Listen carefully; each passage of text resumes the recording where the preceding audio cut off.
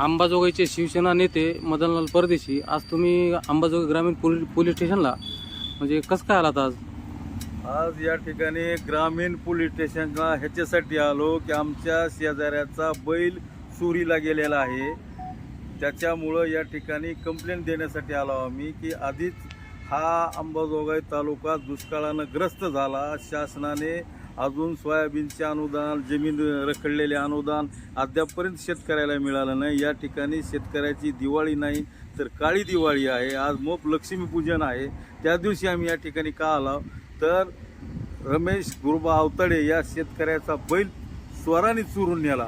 त्याच्यामुळे या ठिकाणी आलो की शेतकऱ्याचा बैल नसून तो शेतकऱ्याचा बाप आणि मुलाप्रमाणे त्याला सांभाळलेला असतंय.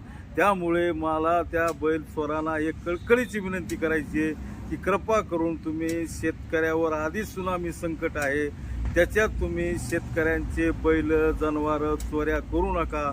आणि ह्याही शेतकऱ्याचा जो बैल तुम्ही नेला तो बैल त्यांना परत आणून द्या अशी कळकळीची विनंती मी चोरांना करतो. चोरी करायचीच असेल तर तुम्हाला बरेचसे ठिकाणे, पण या शेतकऱ्याला मात्र जास्त तुम्ही सळू नका.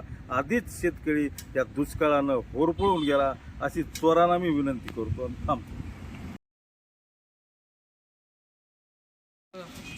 रमेश गुरुबा आवताडे, गाव शेलोंबा. आमचा 18/10/2025 संध्याकाळी बैल चोरीला गेला. आज 3 दिवस झाला आम्ही हुडकीला, पण आज सकाळी आम्हाला अक्षरशः टेम्पोमध्ये घातलेली निशाणी ती चकारी दिसल्यामुळं आम्ही पोलीस कंप्लेंट करायला आलो आहोत अंबाजोगाईला. अच्छा.